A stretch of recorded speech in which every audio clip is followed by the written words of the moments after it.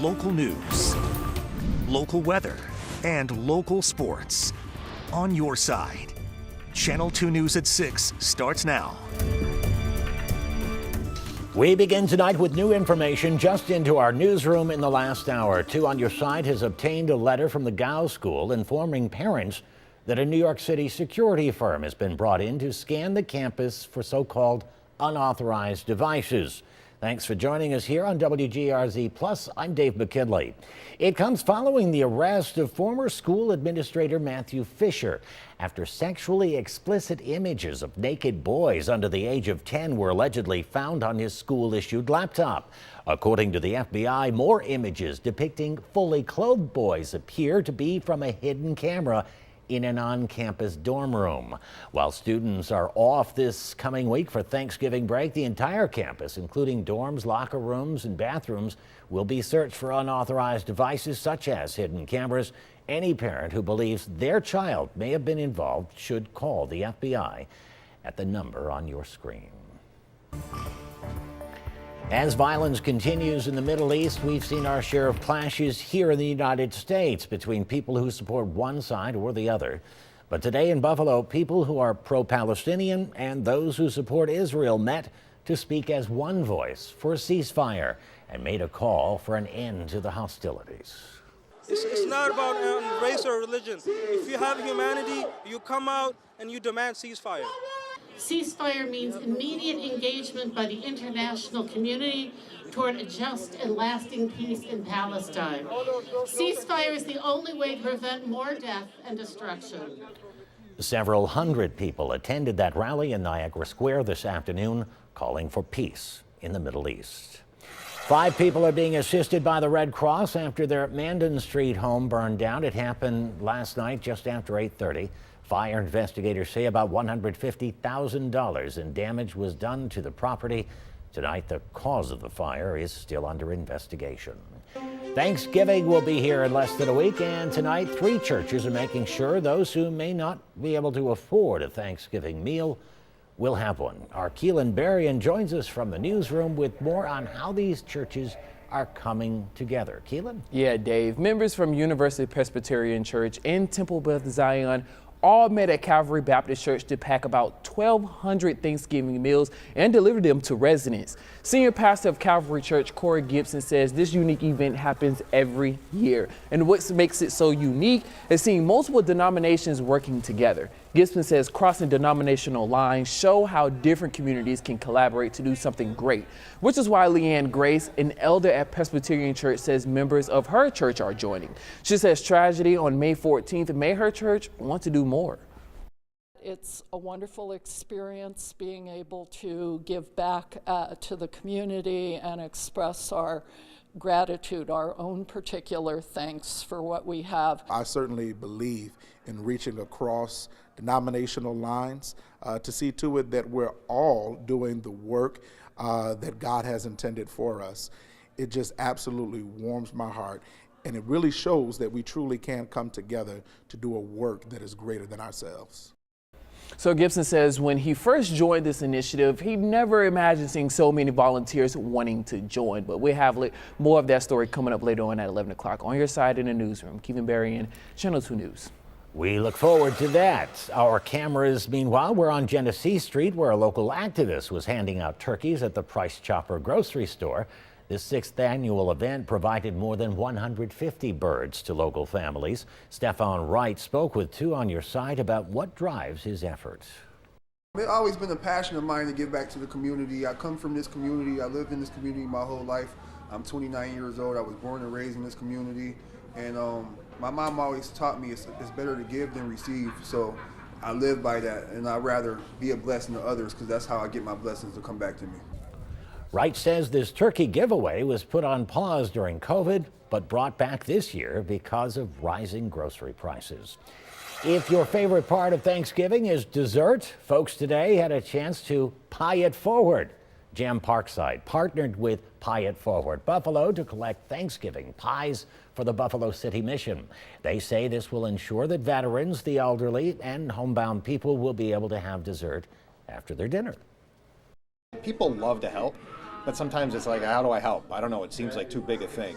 It's really easy to go to the grocery store and buy a pie, buy a frozen pie, make a pie, and be able to drop it off, on the Saturday, Sunday before Thanksgiving. It's always a great thing to be able to help the community help us. Collections will continue tomorrow and Monday. This year's goal is to collect 6,500 pieces of pie. And tonight we are celebrating Western New York at a special graduate reunion at Sisters Hospital Neonatal Intensive Care Unit. It was a chance for families to bring their children back to the hospital to visit with the doctors, nurses, and other healthcare workers who provided specialized care when they needed it most in the NICU. This is really important because our staff really focuses on family-centered care, and we like to see our patients, once we send them home, kind of how they're doing, how they're growing, how they're developing. And for our families that discharge, it's nice for the families to come and say hello to their favorite staff that took care of them while they were in the hospital.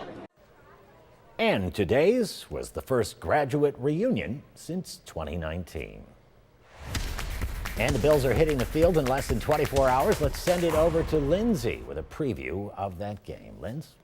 Hi, Dave. Yes, all eyes will be on the Bills tomorrow afternoon as they look to get some long-awaited revenge on the New York Jets after a very disappointing season-opening loss back in early September. And not to mention, on top of it all, Sunday's game will also be Buffalo's interim offensive coordinator Joe Brady's first test in his new role. So there's all of that, and yet this game is crucial for plenty of other reasons than just getting even with this Jets team. Josh Allen said it this past week, the clock is ticking, and if these 5-5 Buffalo Bills want any chance to make the postseason, they cannot afford to have another 4-turnover performance, as they have been recently and also did back in week 1, as our NFL insider Vic Carucci explains.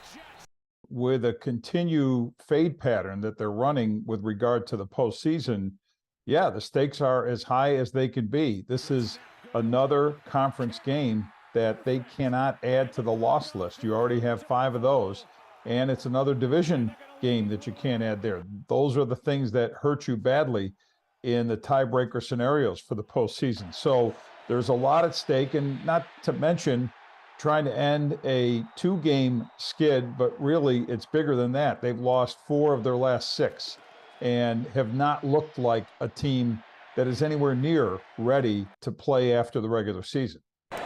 So again, that game will get underway tomorrow afternoon with a 4:25 kickoff over at Highmark Stadium.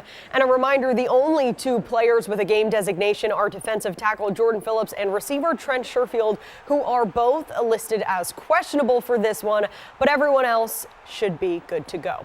And we will have even more pregame thoughts from Vic tonight at 11, along with some Sabres analysis following last night's loss in Winnipeg from our NHL and Sabres insider Paul Hamilton. But for now, reporting in the studio, I'm Lindsay Moppert, Channel 2 Sports.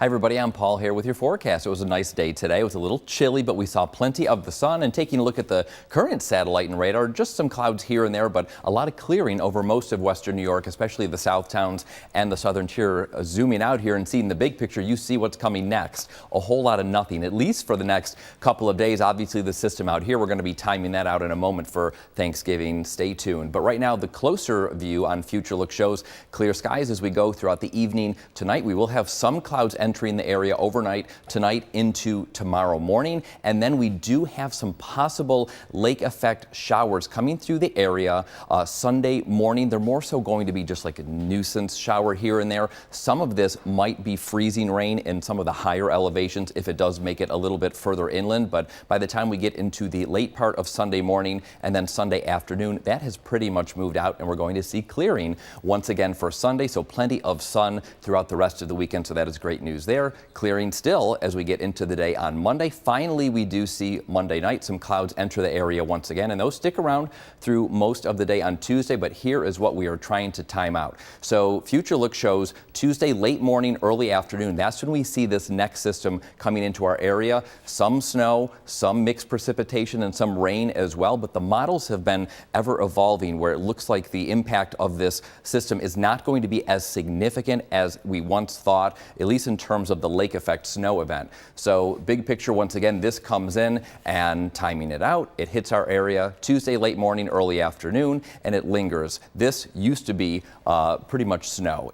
Future Look has converted it at this point now to mostly rain as we get closer to the actual event, when the models typically get a little more accurate. So that's at least good news that right now it looks like it's not going to be a major lake effect event. Those showers stick around through pretty much all of the rest of Tuesday and Wednesday as well, at least in the morning, and then they do finally clear out. Future Look also shows some snow showers possibly popping up here in the southern tier as we get further into the day on Wednesday, but then we do see some clearing after that, which is going to be good news as we get into Thanksgiving and a little bit beyond. It's going to be a little bit windy throughout the rest of the evening tonight and also tomorrow. Currently, we're seeing wind gusts close to 25 or 30 miles an hour. It's going to get even more gusty as we get into the night tonight, close to 30 miles an hour. It eases off a little bit earlier in the day tomorrow, but then those winds pick up again as we get into Sunday afternoon, but then they die off, and by the time we get into Monday and beyond, the wind really isn't going to be a talking point. So future temperatures, we're going to be dipping down from the mid 40s to the low 40s, upper 30s in the north towns tonight, and then getting back up to the low to mid 40s for tomorrow. Pretty much the same situation in the south towns in the southern tier. We're sitting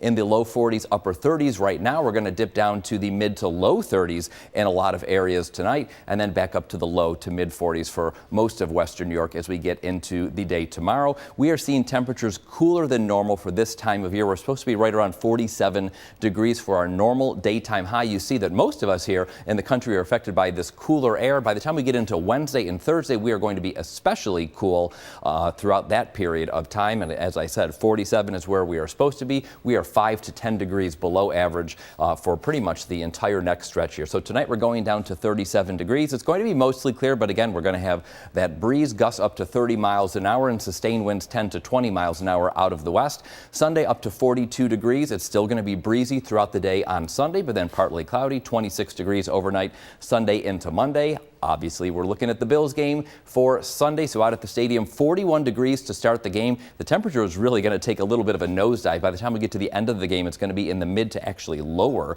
30s, but again, a little bit breezy. But as the game goes on, the winds are going to ease off a little bit. 4:25 p.m. kickoff, of course.